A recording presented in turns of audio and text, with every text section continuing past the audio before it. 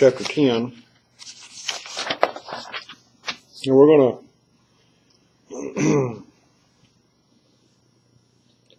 to go back over something that we talked about last time, and then we're going to look a little deeper into it.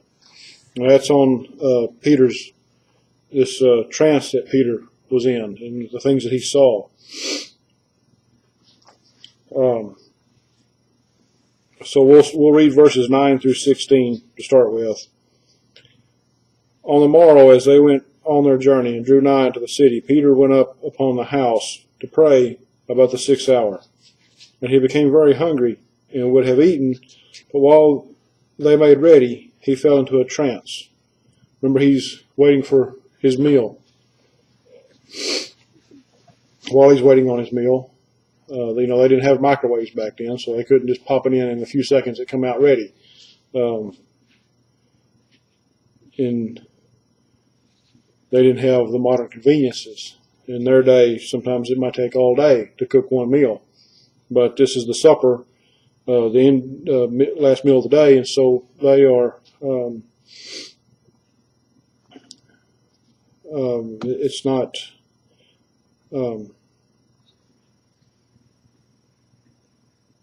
It's a lot of times it's leftovers, but they still had to warm it up and prepare it. So it says, and he became very hungry and would have eaten, but while they made ready, he fell into a trance. So he's up on the roof of the house praying, and we talked a little bit about that. We won't go into that again tonight, but he fell into a trance and saw heaven opened, and a certain vessel descending unto him, as it had been a great sheet knit at the four corners, and let down to the earth, wherein were all manner of four-footed beasts of the earth, and wild beasts and creeping things, and fowls of the air. And most commentaries you read, I think, are in agreement, not all, but most, that this is a picture of the Lord's church.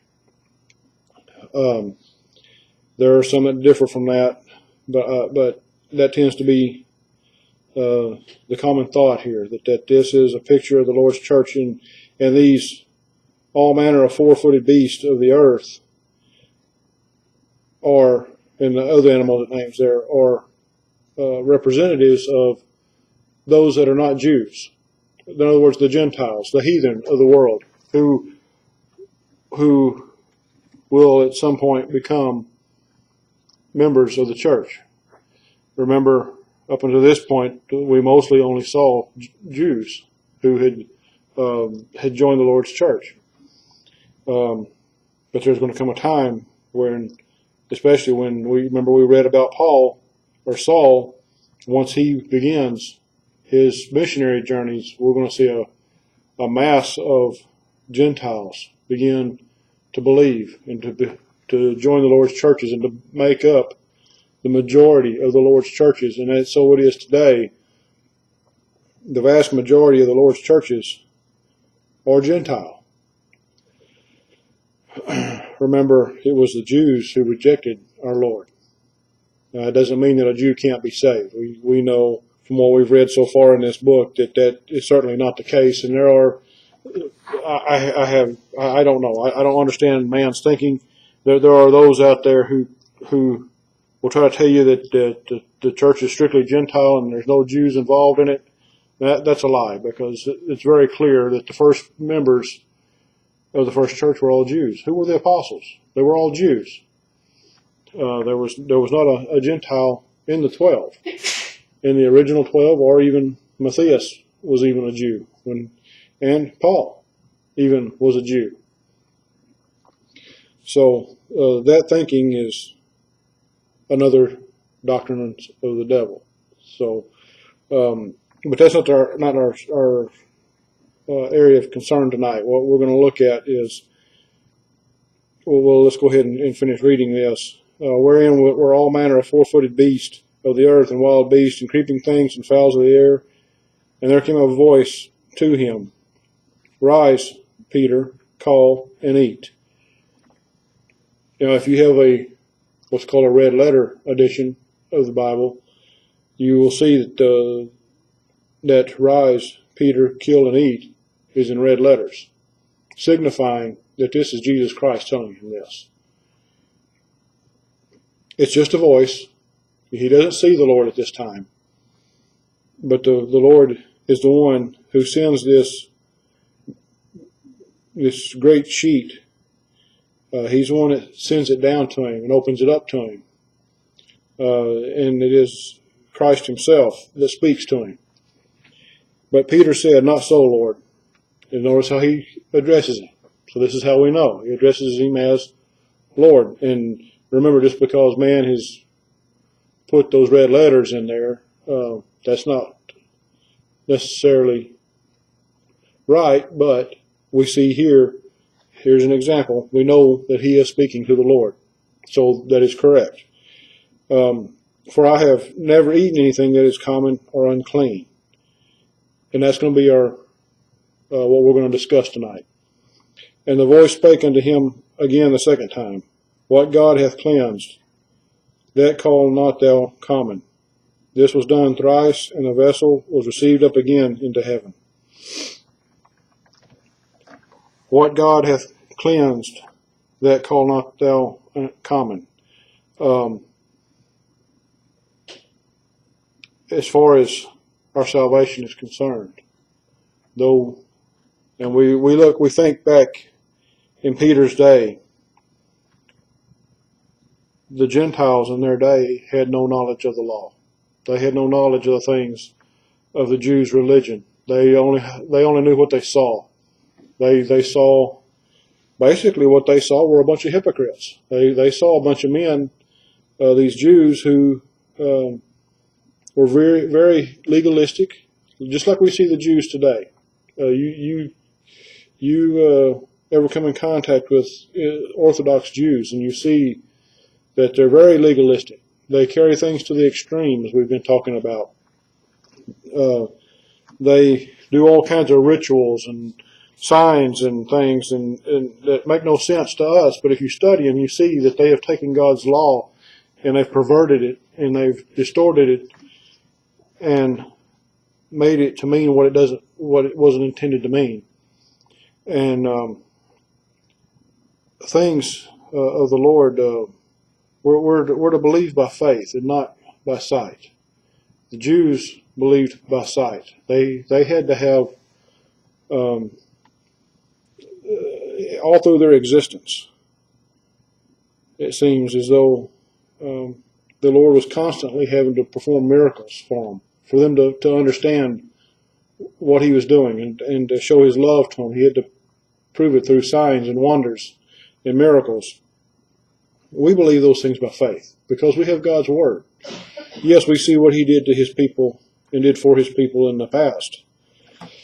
And we can see those things not just in his word. We can read it in world history. We can go to, if you can find a world history book, which is getting rare these days, that you can find one that tells the truth about the Lord's churches down through history, you can see where the Lord has blessed his people.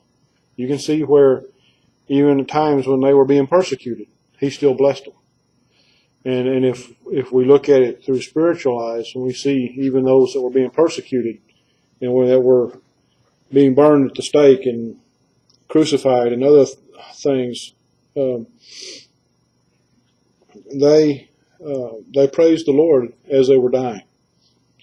The Lord give them peace, even in death. Now, to our topic tonight,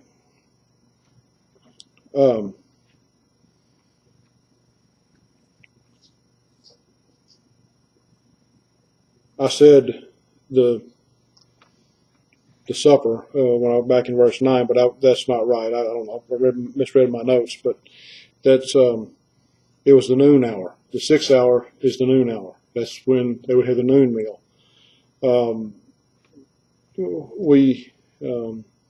We make a big to-do a lot of times, especially on Sundays. It's kind of a tradition with the Lord's people to have a big meal for lunch.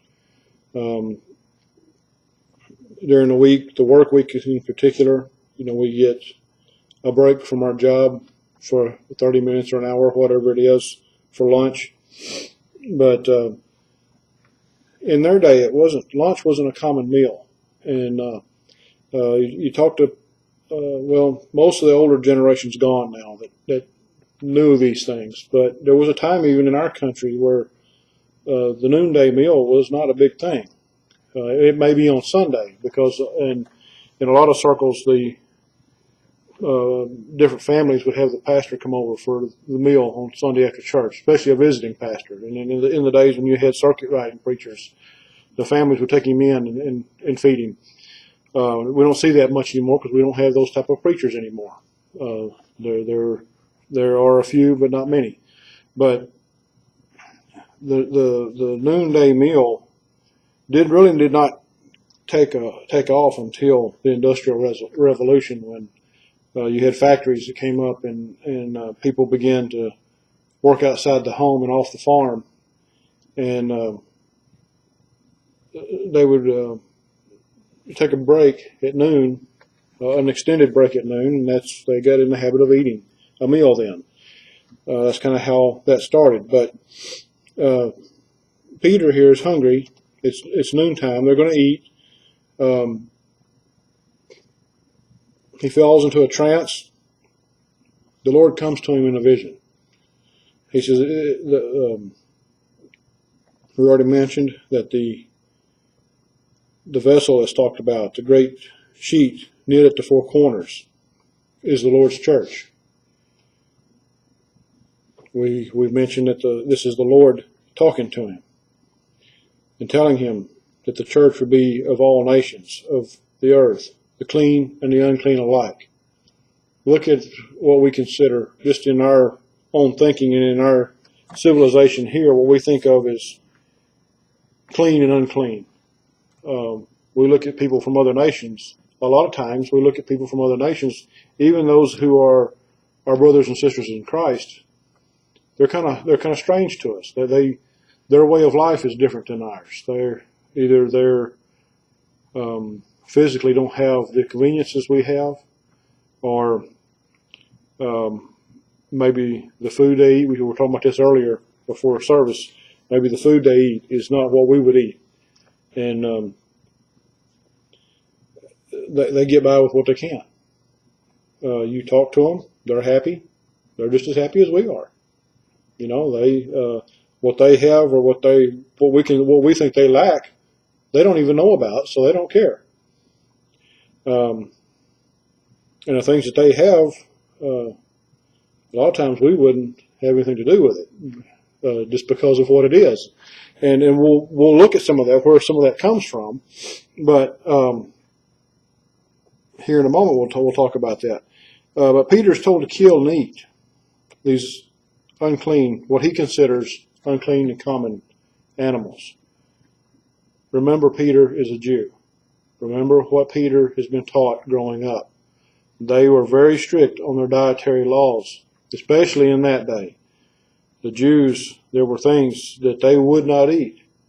I've often wondered, and I've never really looked into it, but we know, remember when the Lord cast the legion of demons out of the man and they went into the pigs. Where did those pigs come from? Because Jews weren't allowed to eat pork according to the law, or according to their law.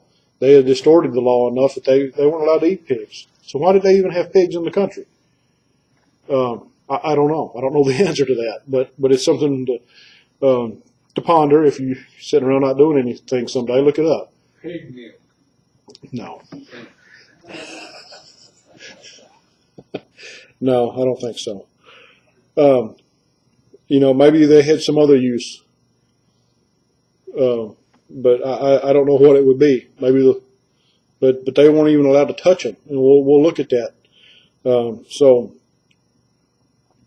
this signifies Peter's told to kill and eat. This signifies that because of Jesus' death, burial, and resurrection, all that was considered unclean is now clean. Remember that. We are, even though we were unclean savages at one time, according to God, we are now clean. and we have been made whole. And the Lord is teaching Peter here a lesson here, that just because something is unclean doesn't mean that it's unclean, doesn't mean that it's not edible. Remember, Peter will be the first of the apostles, as far as we know, that preaches to the Gentiles. And we'll see that later in our study.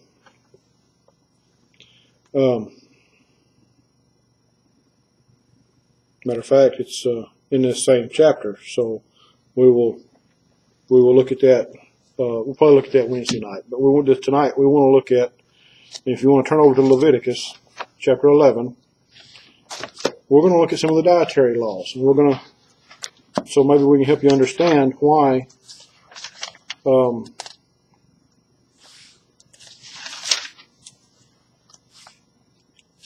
Peter said what he said.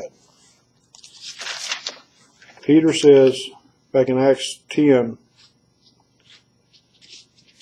verse 14, he says, "Not so, Lord, for I have never eaten anything that is common or unclean." What does he mean by common and unclean? Remember when the children of Israel left Egypt and were forced out into the wilderness by the Lord, and there were times Moses would go up to the mountain and the Lord would speak to him. The Lord would give him different laws and commandments to take back to the people, explaining to them how they were to live. There were different aspects, and there were different aspects in different laws, different reasons for laws. Some, like the dietary laws, years ago I studied some of this. One of the things that so-called Christian scientists will tell you, and Christian dietitians will tell you, is that a lot of the things the Lord lists in Leviticus chapter 11 is that because they were about to go into the wilderness and be there for a very long time. Remember, they marched around 40 years in the wilderness, and their bodies had to adapt to that. Now, we know that the Lord can cause us to do that. He is all sovereign. He can cause those things, cause us to do things that are in our bodies to react in ways that they wouldn't normally do. But what it looks like here is that the Lord was instructing them on what they could eat and what they could not eat. It was a diet that was going to sustain them through that 40 years in the desert. It was a diet that would keep them from getting sick. You know, it was going to be the things that they could eat and could carry with them. They would be able to do that without danger of it spoiling, going bad, as long as they did it within a certain amount of time. So let's start with verse 1. Leviticus chapter 11, verse 1. And the Lord spake unto Moses and to Aaron, saying unto them, speaking of the children of Israel, saying, These are the beasts which ye shall not eat, or that ye shall eat among all the beasts that are on the earth. Remember, they're about to go into a wilderness they know nothing about. They don't know what's there. They don't know what food's going to be available to them. We know they had herds of cattle. They had herds of sheep with them. They could have easily wiped out their own herds if they had not stuck to God's laws. One of the reasons that the Lord had them carry these animals with them is so that when they got to the promised land, they could populate their own farms. So he talks to Moses and Aaron, not just to Moses this time, but to Aaron also. Remember, Aaron is the head priest. He's the chief priest in this group, and so these are the two leaders. Verse 3: Whatsoever parteth the hoof, and is cloven-footed, and cheweth cud among the beasts, that shall ye eat. So we think of cattle, we think of sheep, goats. Well, and there are multitudes of animals that chews its cud, and it has a split hoof. Those are the animals they were allowed to eat. But then he gets into, when he gets into the part that they can eat, we see that there are restrictions. There are certain animals that chew their cud. There are certain animals that have split hooves that they are not to eat. Pork's one of them. He says, nevertheless, these shall ye not eat of them that chew the cud, or of them that divide the hoof, as the camel, because he cheweth the cud, but divideth not the hoof, he is unclean to you. So a camel, they weren't allowed to eat. Even though he chews his cud, he doesn't have the right hoof. And so they're not to eat the camel.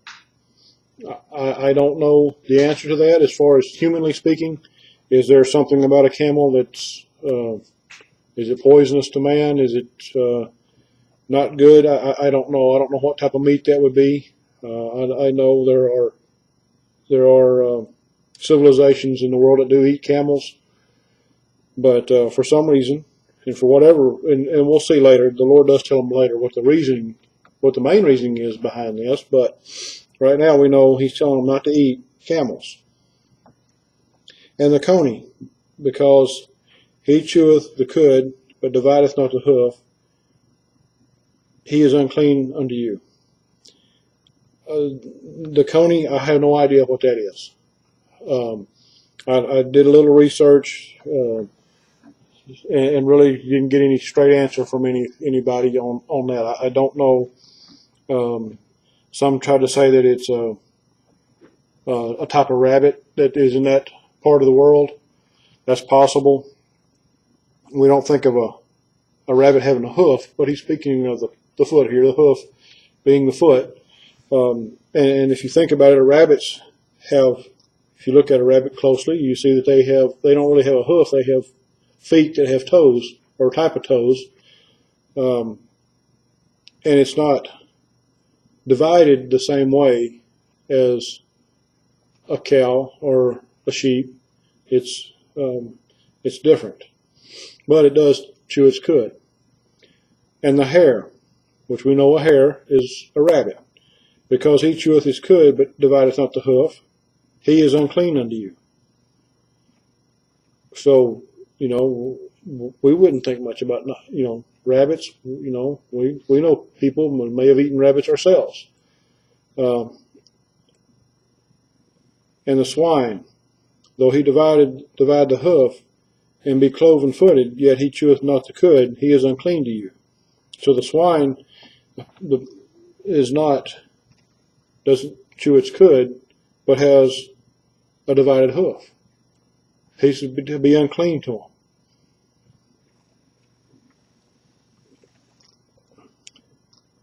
And remember, there's many examples, especially in the Old Testament, where something unclean is referred, especially a man who's unclean is referred to as swine. We use that expression sometimes today. Of their flesh shall ye not eat, and their carcass shall ye not touch. They are unclean to you. So not only were they not to eat it, they weren't to touch it at all. Now, remember, these are things, what we're talking about here, these are dietary laws for the children of Israel as they're about to enter, or as they're about to begin their journey in the wilderness. These, verse 9, these shall ye eat of all that are in the waters. So now he's going to talk about aquatic things. Whatsoever hath fins and scales in the waters, in the seas, and in the rivers, them shall ye eat. So as long as it's got scales and fins, you can eat it. your common fish.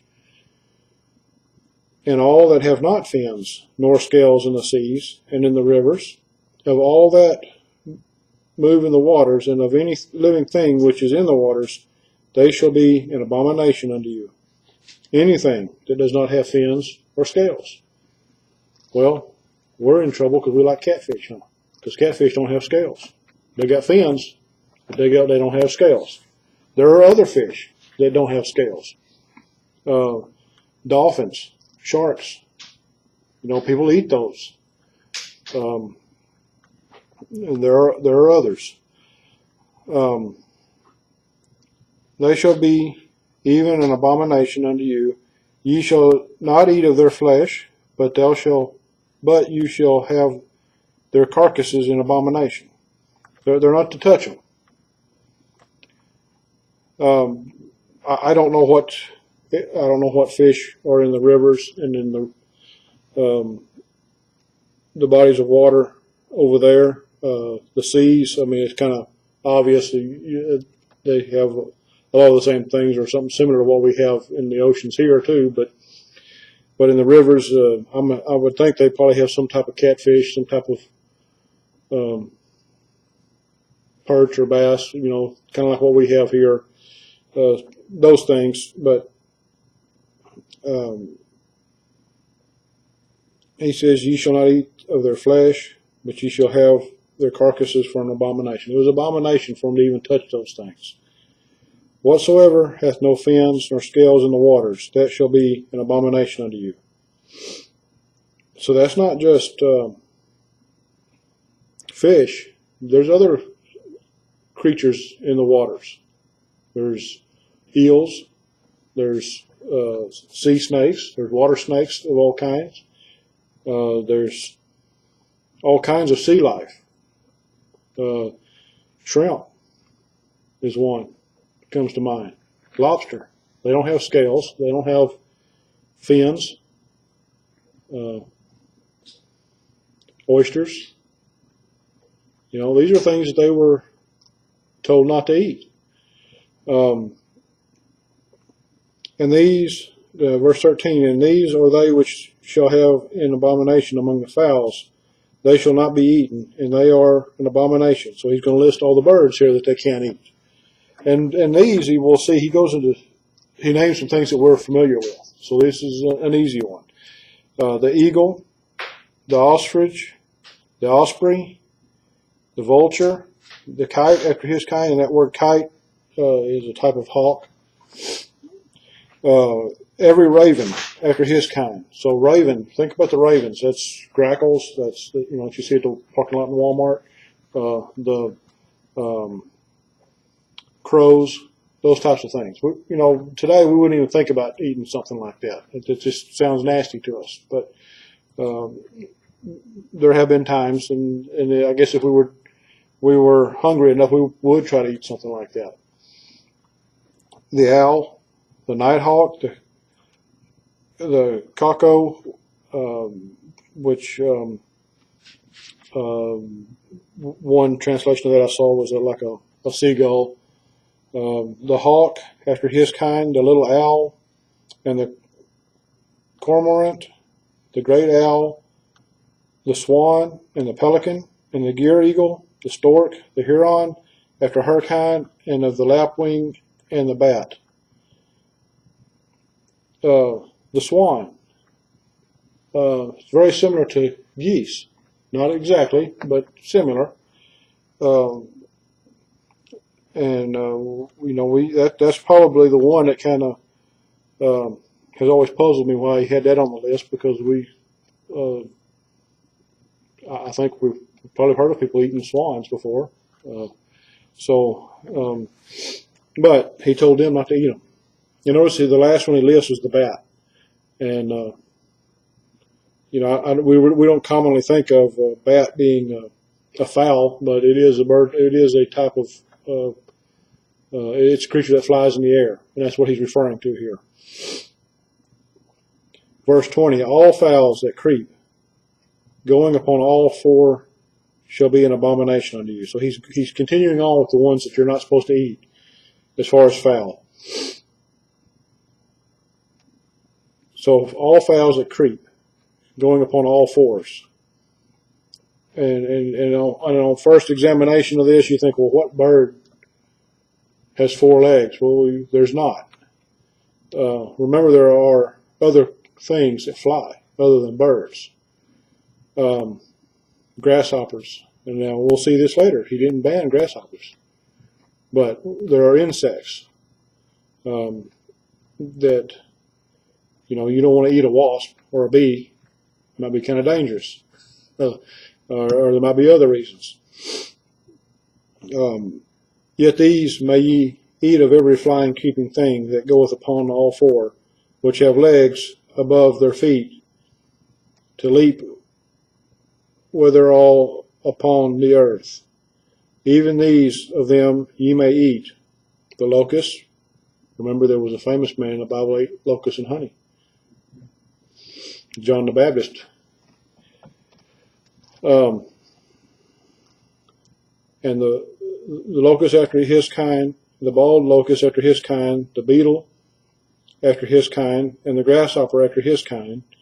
And there are types of beetles. If you go to foreign lands, particularly you go to third world countries, and there are beetles that they eat. There's places where they dip grasshoppers in chocolate. So these are things that we, as Americans, we would not even think about trying to eat unless we were just really desperate. And we never know. It may get that way sometime. But after all other flying, creeping things, which have 4 feet, shall be an abomination unto you. And for these ye shall be unclean. Whosoever toucheth the carcass of them shall be unclean until the even. So if they were to touch, just to touch one of these unclean animals, it says they're unclean. They're unclean themselves until the evening, until the end of the day. And whosoever beareth out of the carcass of them shall wash his clothes and be unclean until the even. Now, you study that unclean a little bit, the word unclean, and the doctrine that they taught on uncleanly, on someone who was unclean. They weren't to have anything to do with anybody else during the time that they were considered unclean. This didn't affect their salvation, but they were considered unclean. They were, it says, he told them they were even to go as far as to wash their clothes. And be unclean until the even. Until the evening, they were to be considered unclean, and no one was to have anything to do with them during that time. They were excluded from fellowship, if you will, until that time was over. The carcasses of every beast which divideth the hoof, and is not cloven-footed, nor cheweth the cud, are unclean unto you. Every one that toucheth them shall be unclean. Even in our country's history, it has not been common to eat the animals that we consider beasts of burden. Horses, mules, donkeys. It has happened at times where people did get desperate enough they had to, but for the most part, those are the animals that made your money. Those were the ones that you used to raise your crops. So you didn't eat those animals. But and is that the reason he's telling them that here? I don't know. He just says that they're considered unclean. And we look back on these things and we wonder why the Lord chose certain animals for clean and some for unclean. We'll see later in this chapter the reason. God tells exactly why. It's because He's God and that He told you not to do it, so don't do it. Basically, that's is what He says. Verse 27, whatsoever goeth upon his paws, among all manners of beasts that go on all 4, those are unclean unto you. Cats, dogs. Remember, a dog was a very unclean animal to the Jews, and they were, if you were an infidel, you were considered a dog. That's what they called you.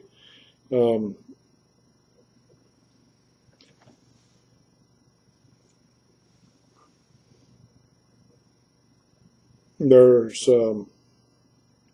other animals, and animals probably they didn't have in that part of the world at that time that we have here, that we wouldn't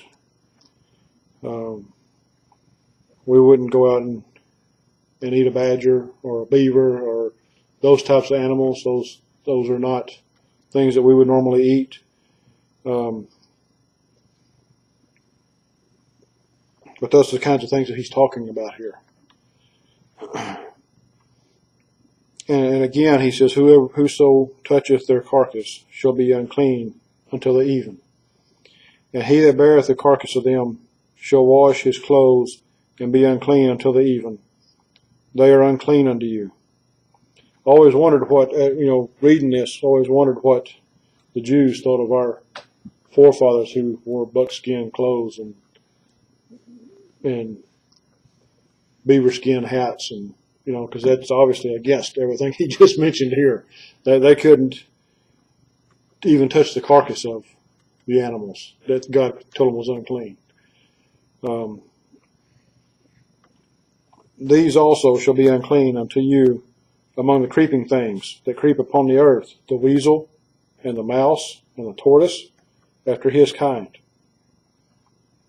So, weasels, and he mentions then the ferret, and the chameleon, and the lizard, and the snail, and the mole. There are things that they were instructed not to eat. The weasel, the mouse, and other rodents. We have, in the South anyway, where I grew up, people had, in the fall of the year, go out and kill squirrels and have squirrel stew. That was a big thing in some areas. I'm sure it is here too.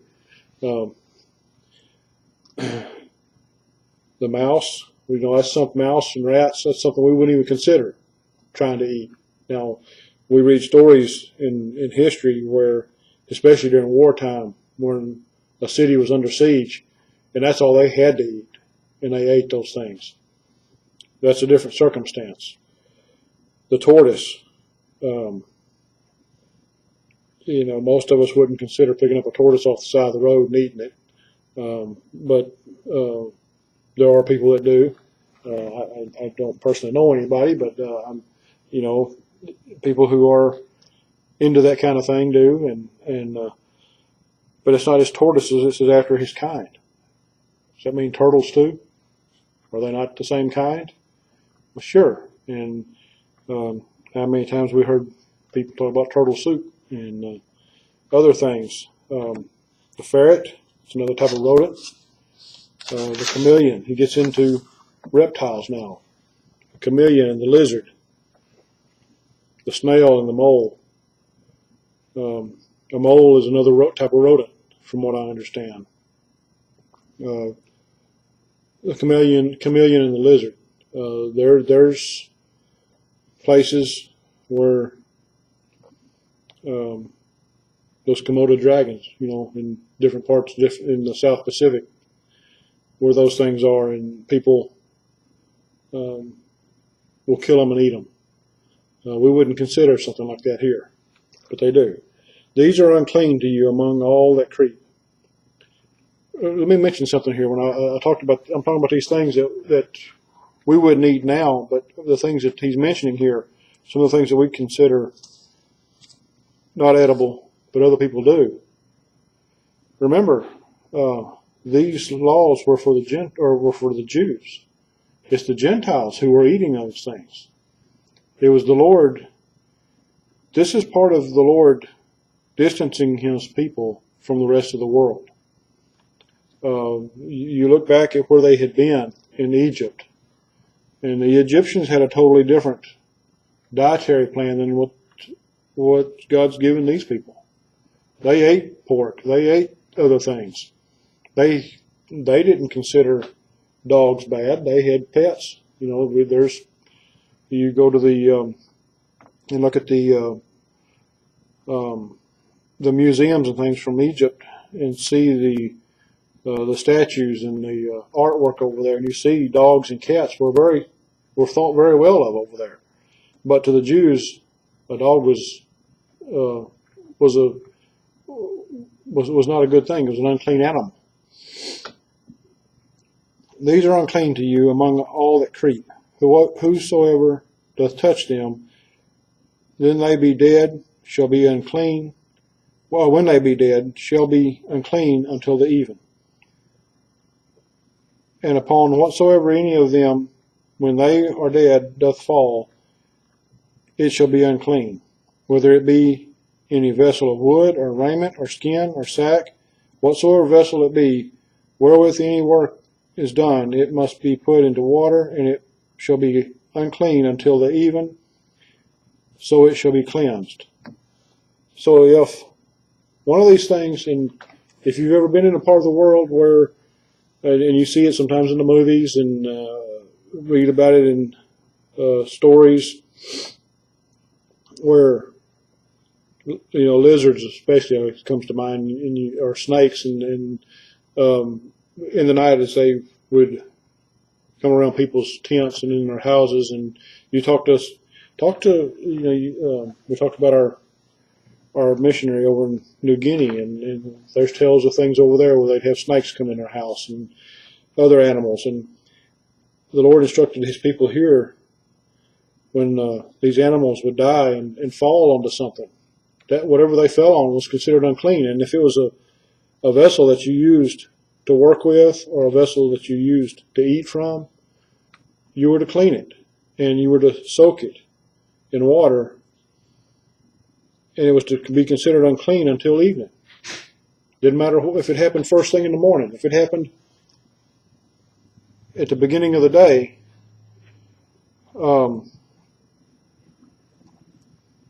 it was considered unclean for the rest of the day until evening time.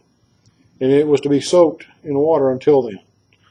And every earthen vessel whereinto any of them falleth, whatsoever is in it shall be unclean, and ye shall break it.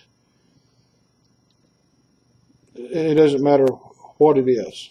If it falls into it, it's whatever's in it's no good anymore. You don't want a dead animal falling into your food. You're going to throw that food away. And that's what He's telling them. It's unclean. Of all meat which may be eaten, that on which such water cometh shall be unclean. And all drink that may be drunk in every such vessel shall be unclean. So if a bug falls in your glass of iced tea, you pour it out and get rid of it. And if a fly lands in your food on your plate, they were to throw it all away. They weren't to just pick the fly off and keep eating. They were to throw the food out. It was unclean. And everything whereupon any part of their carcass falleth shall be unclean, whether it be oven, or ranges, or pots. They shall be broken down, for they are unclean, and shall be unclean unto you. Nevertheless, a fountain or pit wherein there is plenty of water shall be clean. But that which toucheth their carcass shall be unclean. So if I'm understanding this correctly, if it's a well of water, or a large body of water, a barrel of water, whatever, you don't have to dump the whole thing out. It's what you would use for personal use, your personal cup, or your plate, or the surface you use to prepare your food. It's, if I'm understanding this correctly, it is a fountain or a pit wherein there is plenty of water shall be clean. It doesn't pollute the whole thing as long as you get it out and get that part out that the carcass fell in. So you dip it out as quickly as possible, and the rest of it's still clean. And if any part of their carcass fall upon any sowing seed, which is to be sown, it shall be clean. We think of farmers and growing up on the farm, and we had rats in the barn, and you'd see them, and yeah, they got into the seed when we sacks of seed before we'd sow in the spring. It's not going to hurt anything.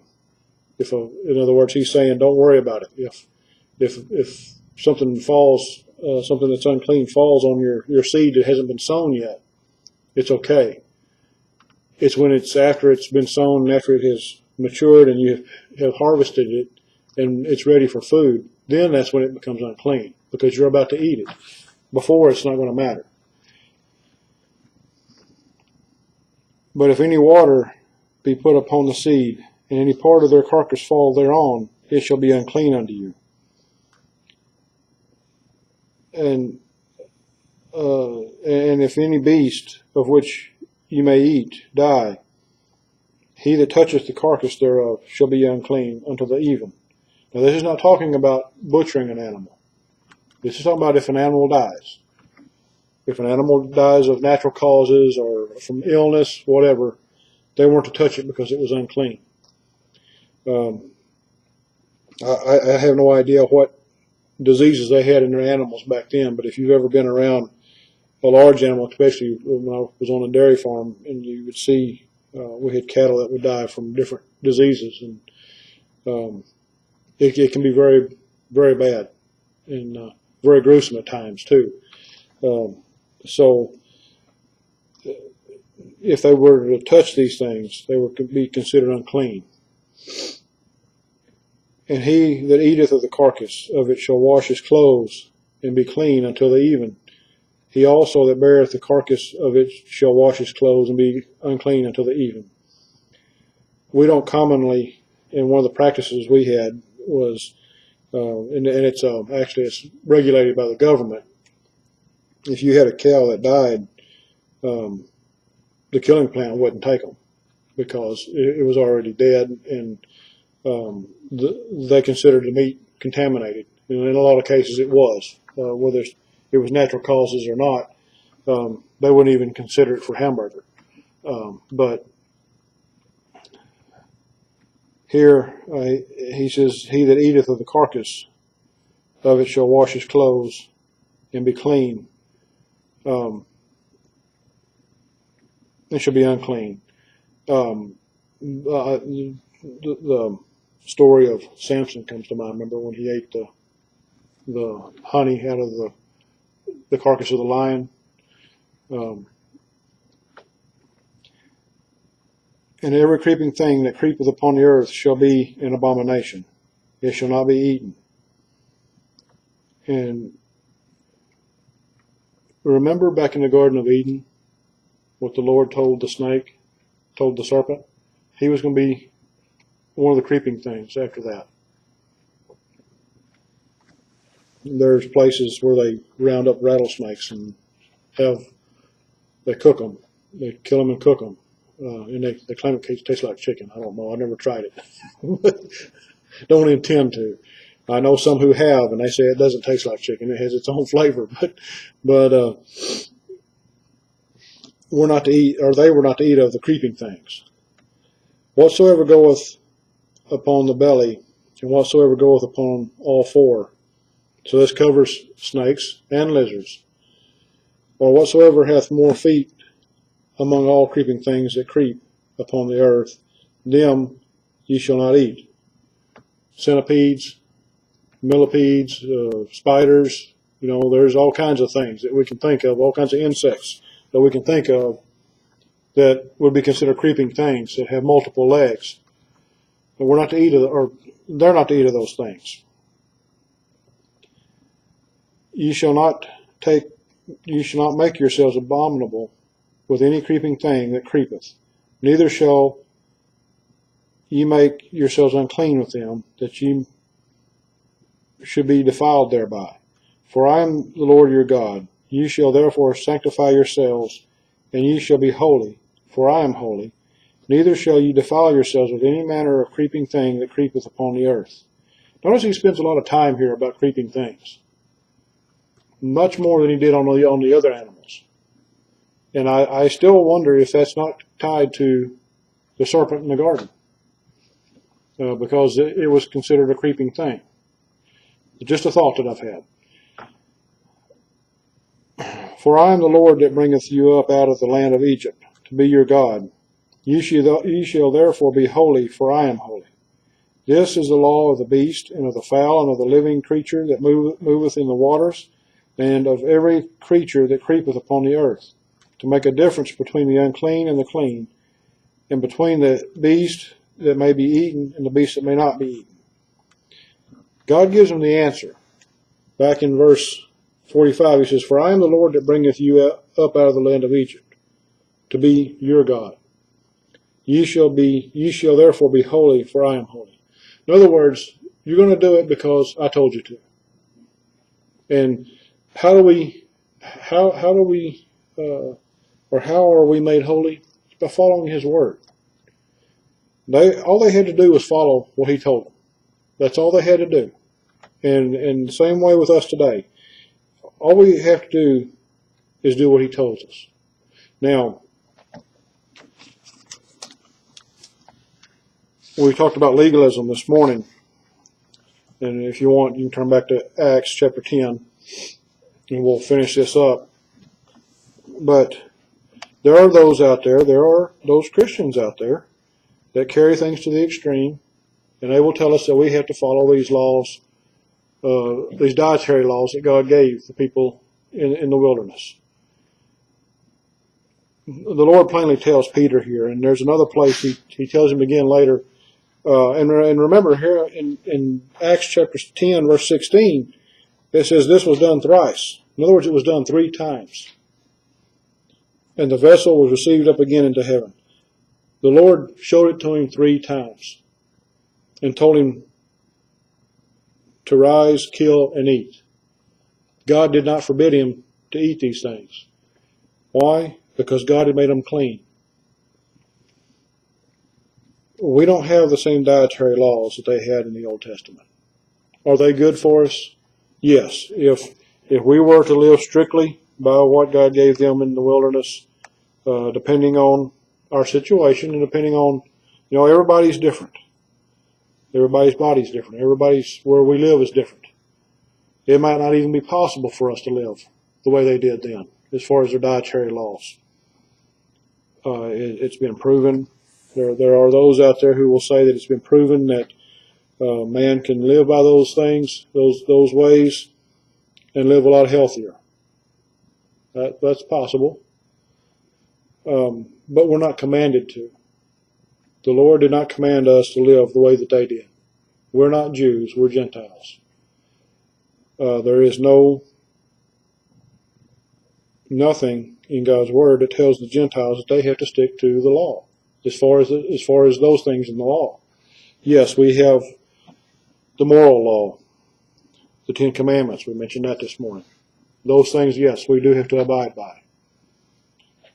But there are certain things that God gave his people in the Old Testament and that he gave to Moses to give to the people that was for them, and it was for them for a certain time. And it was not for them to make it legalistic, but they did.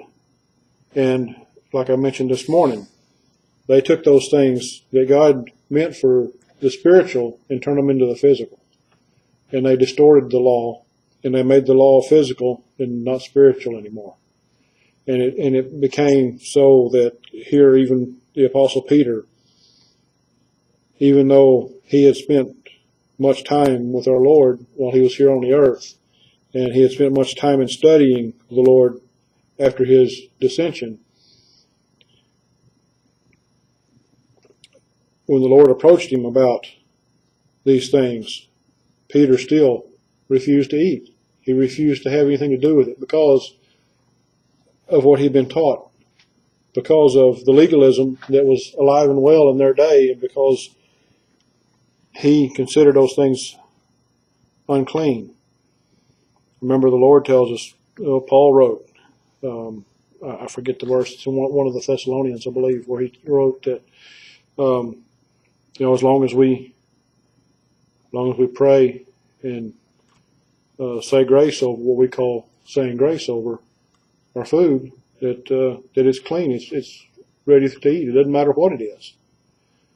Yes, there are things that, because of our society, that we wouldn't think about eating, and there's nothing wrong with that. That what we would consider unclean and common, like Peter did, to somebody else may be commonplace. I mentioned the people in the South Pacific Islands, and we think of Africa and other places, China, other places where they may eat things that we wouldn't even consider.